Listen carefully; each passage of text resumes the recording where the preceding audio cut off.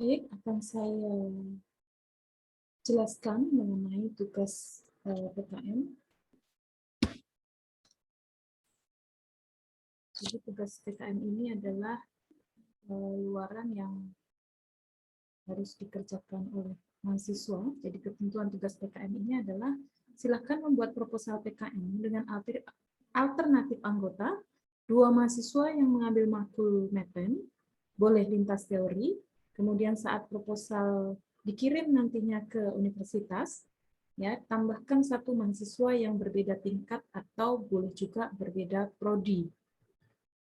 Diperkenankan 3 mahasiswa mengambil mata kuliah MEPEN asal berbeda angkatan. Jadi misalkan sekarang angkatan 2019 gitu ya. Kemudian ada angkatan 2018 begitu yang mengikuti perkuliahan ini, begitu itu diperbolehkan dalam satu kelompok. Kemudian bagi mahasiswa yang mengambil mata kuliah MEPEN yang telah lolos didanai di tahun sebelumnya, tidak wajib membuat tugas PKM riset ini. Ya, tugas PKM ini tidak wajib. Silakan dipahami dan cermati pedoman PKM yang ada, tata tulis, ya ada perbedaan tentunya dengan pedoman-pedoman skripsi, harus dicermati. Jadi jangan nanti sudah latihan PKM, kemudian besok pada saat skripsi mengikuti pedomannya PKM, ya karena berbeda. Jadi harus dilihat konteksnya sedang mengerjakan apa.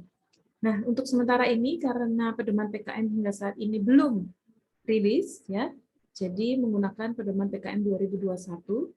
Jika nantinya ada pedoman terbaru, akan diinfokan lebih lanjut. Nah, apa yang diperoleh dari tugas PKM ini? Ya, yang pertama mahasiswa menjadi sosok mahasiswa yang tahu dan taat aturan, ya, dengan adanya kaidah-kaidah penulisan, kemudian kreatif dan inovatif, ya mahasiswa itu gudangnya ide cemerlang tentunya dalam mengatasi permasalahan-permasalahan di ilmu pengetahuan atau di masyarakat. Kemudian objektif, kooperatif dalam membangun keragaman intelektual. Kemudian yang kedua, dengan tugas PKM ini, keterampilan menyusun proposalnya juga akan lebih meningkat, ya, terlatih begitu, sehingga untuk persiapan tugas akhir akan jauh lebih tersupport. Kemudian yang ketiga, bagi yang sampai lolos review internal dan upload ke Dikti, maka nanti di nilai akhir itu akan ada tambahan nilai. Bagi yang nantinya lolos didanai, PKMR akan mendapat apresiasi nilai proposal skripsi auto A. Ya, kalau dulu istilahnya PKMP, kemudian kalau tahun 2021 itu PKMR. Nah, ini saya kelupaan mengganti, ya, PKM Riset. Kemudian bagi yang lolos didanai PKMAI, artikel ilmiah akan diusulkan mendapat apresiasi akademik tertentu dan insentif dari Dikti. Nah, jadi pada tugas kali ini, teman-teman boleh membuat PKM Research atau PKM artikel ilmiah. Ya, kalau PKM artikel ilmiah itu nanti dalam bentuk insentif. Nah, ketentuan tugas selanjutnya adalah tahapan pengerjaan tugas. Yang pertama adalah dalam 2 minggu yang lalu, ya dulu sudah pernah saya sampaikan, silahkan mencari pembimbing, kemudian menentukan topik seperti itu. Kemudian saat ini nanti ya kalian harus menuliskan topik dan dosen pembimbing yang sudah kalian dapatkan di menu tugas. Kemudian pengumpulan proposal PKM mengikuti deadline ketentuan universitas. Kemudian akan dilakukan proses review, silahkan diikuti proses review itu, kemudian nanti akan setelah diperbaiki ada penguploadan. Nah, bagaimana sih topik yang menarik? Jadi topik yang menarik itu yang berbasis teknologi 4.0, 5.0, atau SDGs. Nah, silakan topik-topik ini yang diangkat. Jadi pada bagian pendahuluan, begitu, kaitkan ini. Ada istilah-istilah ini, pilih salah satu atau dua-duanya bolehnya. Tentang SDGs itu kan ada beberapa bidang. Atau yang kedua adalah tentang solusi pandemi COVID. Ya, jadi dikaitkan dengan COVID, kondisi COVID seperti itu. Kemudian atau isu-isu yang sedang terjadi saat ini, siapa tahu ada perkembangan kesehatan yang sekarang sedang booming begitu ya. Misalkan kalau dalam ilmu obat bahan alam seperti itu ada istilah obat modern asli Indonesia, misalnya begitu, itu bisa diangkat pada saat kita mau melakukan penelitian di bidang bahan alam misalnya dan farmakologi. Nah, atau di Kemenkes begitu ya, atau di pemerintahan ini sedang menggaungkan yang namanya kemandirian obat nasional seperti itu. Nah, kaitkan dengan isu-isu yang sedang terjadi saat ini. Oke, kemudian atau program-program pemerintah tertentu ya, mungkin istilah-istilah ada istilah gemar cermat, ada istilah, nah itu ya, jadi istilah-istilah yang digaungkan di kepemerintahan dan terkait dengan lingkup kefarmasian, nah silahkan diangkat. Ya. Berikutnya adalah mengangkat kearifan lokal. Ya, jadi munculkan kalau memang ada kaitan dengan kearifan lokal, mensupport kebudayaan, ya, warisan budaya yang ada, ya, warisan nenek moyang seperti itu juga disampaikan di pendahuluan. Ya, jadi sekali lagi cermati kebijakan pemerintah, program-program pemerintah, prioritas riset nasional ya tahun 2024, nanti silakan di searching di internet, kemudian rencana pembangunan jangka menengah nasional 2020-2024 misalkan. Nah, ini disebutkan nanti di bagian pendahuluan kalau memang penelitian kita terkait dengan itu. Ya, singgung di pendahuluan. Ya, jadi topik-topik penelitian kefarmasian jelas ada bisa kimia farmasi, kimia analisa, kimia medisinal atau sintesis obat, kemudian FKK, farmasi klinik dan komunitas, bisa farmakologi eksperimental, farmakokinetik, farmakodinamik, toksikologi, farmasi klinik dan sosial. Biologi farmasi bisa terkait farmakofungsi fitokim, mikrobiologi atau bioteknologi. Kemudian farmaseutika dan teknologi farmasi bisa terkait teknologi dan formulasi, sediaan padat, cair, semi padat ya, atau terkait dengan farmasi fisik.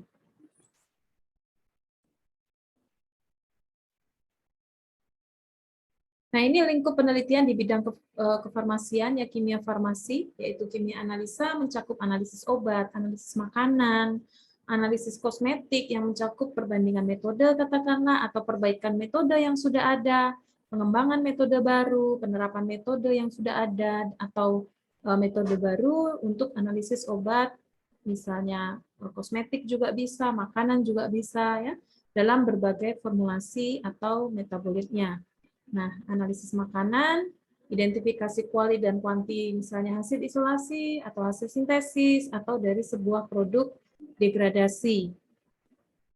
Kemudian kimia medisinal ini bisa mencakup produksi obat bahan baku obat, baik secara sintesis maupun fermentasi, kemudian upaya-upaya untuk meningkatkan produksi obat atau bahan baku, ya ini bisa diangkat ya terkait dengan tadi ya misi di Indonesia ingin kemandirian obat, yaitu disokong dengan kemandirian bahan baku obat.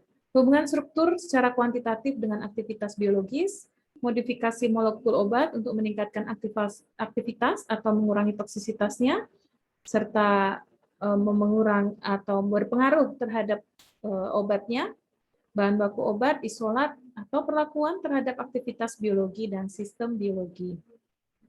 Kemudian bidang yang lain adalah sintesis obat. Ya, jadi ini dengan memodifikasi struktur kimia senyawa obat, ya bisa dari hasil sintesis atau bisa juga dari hasil isolasi bahan alam. Ya, farmasi klinik dan komunitas ini terkait dengan farmakologi eksperimental, mencakup penelitian di bahan kimia, bahan alam atau obat modern, atau obat tradisional, baik itu bahan nabati maupun hewani, kosmetik juga ya, ke arah mekanisme kerjanya, efek utamanya, efek tambahan misalkan in vivo atau in situ. Ya, diingat bahwa sudah ada peraturan PKB POM ya terkait dengan prosedur atau ketentuan pelaksanaan uji praklinik istilahnya ya, uji praklinik yaitu uji eksperimental pada hewan. Nah, nanti bisa silakan mengacu peraturan tersebut dalam mendesain penelitiannya. Kemudian farmakokinetika dan atau farmakodinamik ini tentunya mencakup pengukuran kadar obat dalam darah untuk mengetahui interaksi obat dengan obat, atau obat dengan bahan alam, obat dengan obat tradisional, obat dengan kosmetik, ya, atau obat dengan makanan, maupun menguji kadar obat dalam darah terkait variabilitas subjek, ya, entah karena usianya atau karena genetiknya misalkan, kemudian menguji efek obat maupun efek yang timbul terhadap subjek uji setelah penggunaan obat. Kemudian uji yang berikutnya adalah toksikologi. Nah, ini toksikologi juga ada ya per KBPOM yang berisi tentang toksikologi bahan alam, pelaksanaan ujinya seperti apa. Nah, bisa mengacu peraturan tersebut. Ya, jadi ini bisa toksisitas bahan kimia, bahan alam, obat modern, obat tradisional, bahan nabati hewani, atau kosmetik juga bisa dengan metode dan tolak ukur yang lazim digunakan. Ya, bisa toksisitas akut seperti itu ya, kalau kronis nanti terlalu lama. Kemudian farmasi klinik dan sosial ini mencakup penelitian tentang manfaat pelayanan farmasi di rumah sakit dan komunitas. Atau bisa juga analisis farmakoekonomi, analisis drug related problem, evaluasi dan analisis rasionalitas pengobatan, penelitian yang terkait dengan manajemen farmasi juga bisa, dan pengelolaan obat di rumah sakit dan apotek maupun sumber daya farmasinya. Nah, apa yang diteliti pada farmasi obat alam? Ya, yang terkait farmakologi fitokimia ini adalah mencakup screening kandungan tumbuhan obat, mengisolasi, mengidentifikasi senyawa-senyawa aktif atau bahan komponen aktif yang memiliki efek farmakodinamik. Bisa juga pembakuan bahan baku obat dari tanaman-tanaman obat, entah itu simplicianya atau pembakuan ekstraknya, ya, yang nanti mendukung pada efek farmakodinamiknya. Kemudian bisa juga mikrobiologi. Nah, ini mengidentifikasi suatu senyawa atau bahan yang akan diuji terhadap aktivitasnya menghambat pertumbuhan mikroorganisme, ya. Atau bisa juga pembakuan bahan baku obat dan simplicia yang aktif mikrobiologis, penentuan MIC, zat aktif terhadap mikroorganisme, meneliti resistensinya, toleransinya misalkan, atau bahkan sampai ke mekanisme aksinya. Ya, supaya tahu misalnya antimikrobanya ini kemana, oh ke dinding sel, oh ke protein, misalnya begitu. Kemudian bioteknologi ini mencakup pengembangan teknik kultur jaringan seperti itu, atau fermentasi, ya, rekayasa genetik, atau pengaruh terhadap struktur dan fungsi sel manusia dan organisme yang lain. Nah, selanjutnya adalah farmasi sains. Ini adalah teknologi dan formulasi. Ya, bisa bentuk-bentuk sediaan, entah itu dari bahan baku obat atau bahan alam, ya, meneliti bahan-bahan tambahannya atau metodenya, ya, optimasi formula misalkan, ya, yang bisa saja dikaitkan dengan bioavailabilitas di dalam tubuh, ya, dan penelitian evaluasi sediaan farmasi yang ditentukan variabel-variabel atau parameter tertentu. Nah, kalau farmasi fisik apa? Farmasi fisik itu mencakup analisis kristal, aturan fase, hubungan antara sifat kimia fisika obat dengan pH, transport massa, penelitian preformulasi, ya, bagaimana meningkatkan kelarutan, bagaimana mempercepat disolusi, ya, menguji stabilitasnya, sediaan lepas lambat misalkan, ya, penelitian biofarmasetikanya misalnya, bagaimana absorpsi, bioavailabilitas, formulasinya, hubungan struktur dengan absorpsi obat seperti apa, bagaimana ikatan-ikatan antara obat dengan protein terkait dengan nanti distribusinya misalkan. Nah, untuk PKM artikel ilmiah, ya, ini bisa dengan mahasiswa harus sudah melakukan praktek tentunya, ya. atau sudah melakukan sudah ada data, gitu ya, sudah ada hasilnya, gitu yang dilaporkan melalui PKM artikel ilmiah, ya seperti pada artikel-artikel yang dipublikasi di jurnal itu. Nah, sehingga untuk PKM artikel ilmiah ini bisa dengan cara melakukan studi literatur, ya, atau review, ya, di mana cara kita melakukan review, ya, sudah ada di materi saya sebelumnya, ya, itu cara teknik melakukan studi literatur, ya, atau bisa juga dengan in silico, ya, uji menggunakan komputer misalkan, sehingga nanti sudah ada hasilnya, ya, sudah ada hasilnya, nanti bisa dibuat sebuah artikel ilmiah. Nah, tentunya yang mengajukan PKM artikel ilmiah dibandingkan dengan PKM riset itu jauh sedikit, lebih sedikit. Jadi saingannya ini lebih sedikit ya PKM artikel ilmiah. Jadi memang yang memungkinkan adalah yang sudah mempunyai data, sudah bisa mengolah literatur, kalau pada studi literatur, mengkompilasi, kemudian mengekstraksi data-data yang diperoleh dari beberapa publikasi yang lain, kemudian digabungkan, diinterpretasikan, disimpulkan. Itu studi literatur.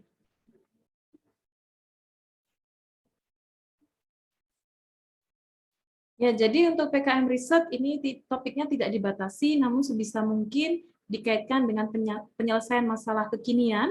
Judul hendaknya tidak menggunakan akronim, ya, jadi tidak menggunakan akronim atau singkatan-singkatan yang tidak baku, dan diperbolehkan maksimal 20 kata.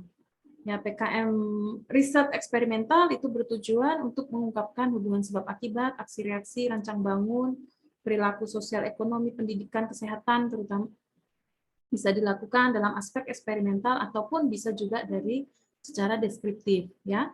Mengingat sifat dan metode program yang berbeda, maka PKM riset nanti ada dua jenis, yaitu riset eksakta dan sosial humaniora. Ya, PKM riset eksperimental ya tentunya penelitian bisa membuat desain produk atraktif, materi alternatif, hubungan sebab akibat, aksi reaksi, eksplorasi atau jenisnya, atau misalkan mengidentifikasi senyawa kimia aktif.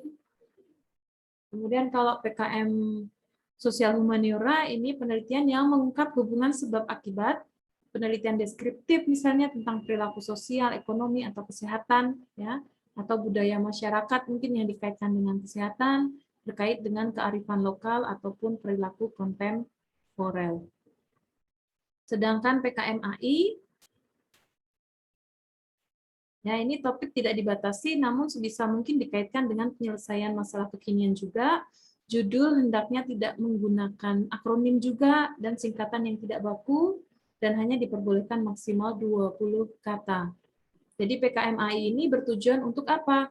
Memberi pengalaman mahasiswa menghasilkan sebuah karya tulis ilmiah, ya, merupakan program penulisan artikel ilmiah yang bersumber dari hasil kegiatan akademik lainnya, ya, misalnya pengabdian masyarakat, studi kasus itu juga bisa diangkat, ya, studi kasus, praktek lapangan atau KKN, PKM, magang, ya, yang merupakan hasil kerja kelompok.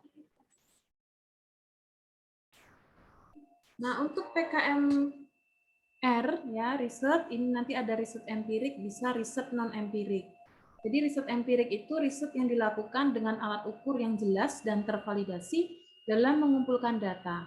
Data yang didapat bersifat numerik yang dianalisis baik kuantitatif maupun kualitatif dengan metode yang jelas dan sistematis. Nah, ini lebih banyak bidang-bidang eksakta. Kemudian riset non-empirik, misalkan riset yang dilakukan tidak dengan alat ukur yang spesifik dan cenderung mengandung subjektivitas yang tinggi dalam hal penggalian data atau informasi. Ya, melakukan literatur review dapat digolongkan jenis ini juga. Nah, ini bisa juga dalam bidang kita, misalkan yang menggunakan kuesioner seperti itu, ya.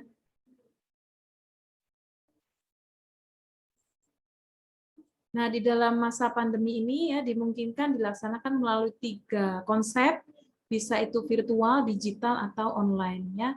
Jadi virtual ya riset-riset dengan virtual, menggunakan program, ya, molecular docking misalkan yang menggunakan software-software seperti itu. Kemudian bisa juga dengan digital, ini riset dilakukan dengan mengembangkan algoritma berbasis hitungan bilangan biner pada sistem komputer. Kemudian bisa juga secara online, jadi riset-riset yang berdasarkan dengan jaringan internet, misalnya wawancara online, ya, atau kuesioner online seperti itu, ya. Demikian juga dalam melakukan komunikasi, nanti pelaksana PKM diarahkan untuk menggunakan jaringan sistem komunikasi seperti internet. Nah, untuk data yang disediakan, misalnya dalam bidang kimia itu ada PubChem, ChemDL, protein database, atau PDB, ya, genome database. Kalau sosial, ya data-data PPS misalkan. Atau data yang harus dicari sendiri, misalnya dari ekstraksi big data, ya, sumber misalnya dari Google Scholar, PubMed, dan lain sebagainya. Kemudian bisa juga dengan riset laboratorium atau lapangan, tetapi ini untuk mendapatkan data ya harus berhubungan langsung dengan objek nyatanya, ya, sehingga harus dilakukan dengan protokol kesehatan selama masa pandemi.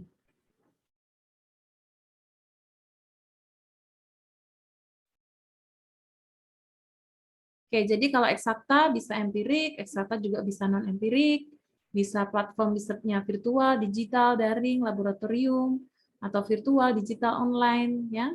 Kalau yang ini bisa membuat nanti luarannya adalah artikel, tapi kalau yang non-empirik ini bentuknya nanti naratif atau systematic review. Ya, jadi silakan diusulkan, dibuat proposalnya dengan biaya maksimal 5 juta. Ya, formatnya, nah, sesuaikan dengan ini ya, Times New Roman 12, spasi jaraknya 1,15 spasi dengan rata kiri kanan, kemudian layout pakai kertas layout Word-nya gitu ya, satu kolom, margin kiri 4, margin kanan atas bawah masing-masing 3 cm.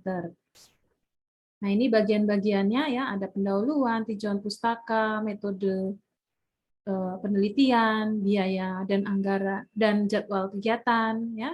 Ini bisa mengikuti template ini ya, bab 1, bab 2 seperti itu.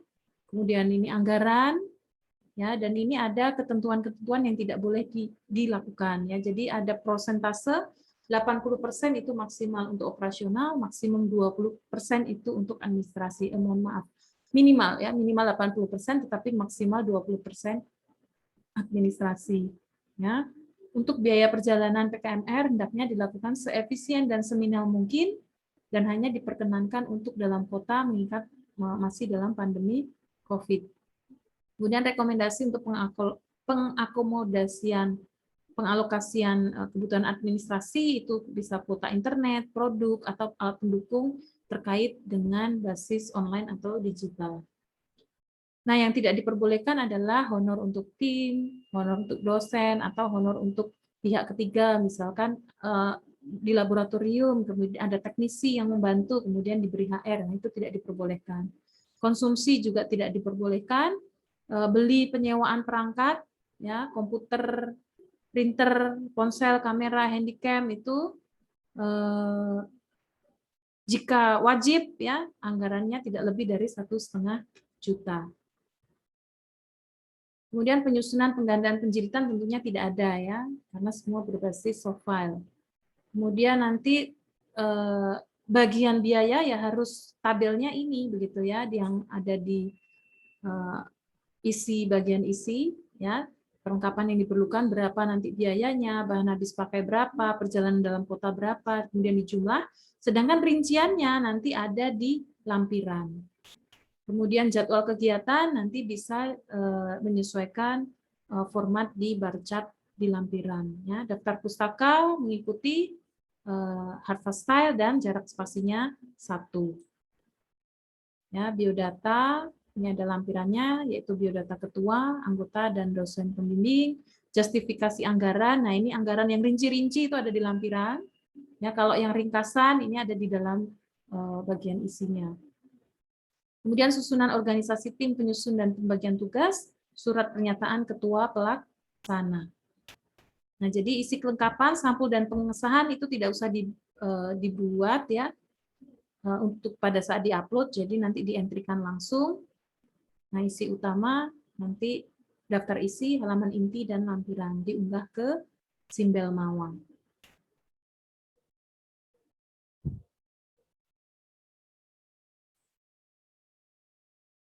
Nah, jadi seperti ini formatnya, misalnya 3 bulan atau 4 bulan, ya range-nya kan 3-4 bulan, kegiatannya apa, bulannya yang bulan keberapa, ini person yang bertanggung jawab terhadap kegiatan tersebut. Kemudian biodata, ya persis sama dengan ini, disamakan. Nah, ini harus diisi selengkap-lengkapnya, ya. Ya, kalau tidak punya kegiatan, ya PKKMB, kemudian atau PPSPP sebagai peserta, LKMM, ya latihan keterampilan manajemen mahasiswa itu bisa dimasukkan sebagai peserta di sini. Ya, nanti setelah diisi diberi tanda tangan basah, 1 halaman penuh yang ada tanda tangannya harus di-scan atau difoto yang rapi. Kemudian ini dosen pembimbing. Kemudian ini justifikasi anggaran contohnya, ya. Ya, samakan persis dengan template ini. Ya, ini misalnya ada sewa kuota internet dan seterusnya. Perhatikan hasil perkalian dan penjumlahan agar tidak terjadi penolakan yang diakibatkan karena kesalahan menghitung. Ya, jadi nulis angkanya seperti ini, ya, tengah. Ya, tapi nanti tetap harus rata kanan juga. Maksudnya rata kanan ini ya satuan dengan satuan, ya. Jadi rapi.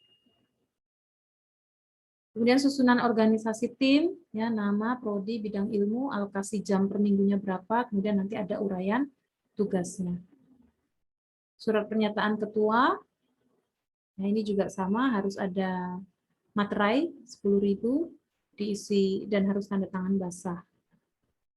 Nah, ini daftar pustaka menggunakan Mendeley yang dikembangkan oleh Elsevier, ya, dengan teknik seperti ini. Ini misalkan kapitalnya di setiap kata kalau pada buku, tapi kalau pada artikel ini tidak kapital, yang kapital hanya di depan saja, kemudian nama jurnalnya dimiringkan. Ya, diikuti dengan baik, ya, kalau skripsi seperti ini, sumber website seperti ini.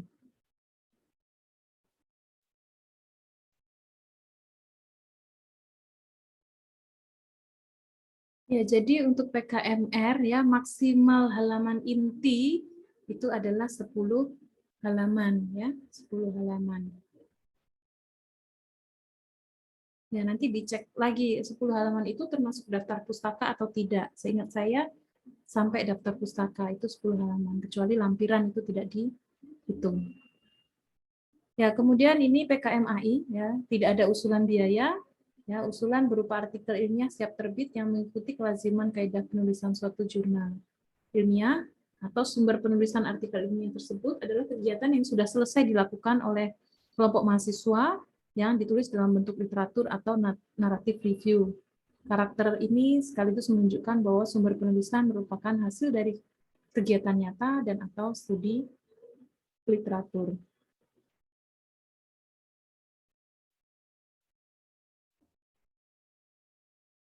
Nah, ini masing-masingnya. Nah, jadi sumber inspirasi dari PKMAI, ya ini ya PKMAI, bisa memang dari hasil praktikum di lab, tapi bisa juga ini ya, sumbernya bisa dari PKL, ya, atau praktek pengalaman lapangan, KKN, atau kegiatan akademik kelompok lainnya. Ini bisa ya. Atau tadi studi literatur. Ya. Kemudian ketentuan yang lain adalah, yang ini sama nanti bisa dibaca. Nah ini juga, oh kalau ini, kalau AI ya, jumlah halamannya 8, minimal 8 sampai maksimal 15 halaman ya. 8 sampai 15 itu ya benar ya, dari halaman judul sampai dengan halaman daftar pustaka. Ini PKMAI ya, tapi kalau PKMR itu 10 halaman. Nah, ini nama filenya juga diatur ya, ini PKMAI. Kalau PKMR tadi ya PKMR gitu. Kemudian nah ini kriteria-kriterianya. Ini formatnya ya, harus sama persis dengan ini, berapa spasinya, ya, ketentuannya. Di sini harus ada email, dibuat abstraknya, ya, abstrak dalam bahasa Inggris dimiringkan, kemudian ini ada pendahuluan, metode, ya, kemudian hasil dan penelitian, masing-masing nanti ada penjelasan di dalamnya, silakan nanti dicermati. Nah, ini cara menampilkan gambar, template-nya seperti ini kalau gambar, ya. Cara menampilkan tabel, misalnya, nah, seperti ini caranya. Nah, kemudian kesimpulan, ucapan terima kasih, kontribusi peserta, ya, harus dituliskan masing-masing perannya apa, kemudian daftar pustaka, kemudian sumber artikelnya. Nah, sama seperti PKMR tadi sih, kalau misalnya melihat sepintas ya. Jadi, pengarang, kemudian tahun, kemudian di sini judul artikelnya ya, yang kapital hanya di depan, kemudian ini nama jurnalnya, ini tahun ya, ini ternyata sistemnya tahunnya yang di belakang ya. Sekali lagi beda-beda ya, ikuti saja pedoman yang ada. Kalau buku seperti apa, karya tulis, proceeding, ya, sumber website itu sudah ada ketentuannya. Begitu juga dengan lampiran, hampir sama seperti PKMR. Oke, demikian penjelasan tugas PKM. Jadi bisa membuat PKMR atau bisa membuat PKM HI. Selamat mengerjakan.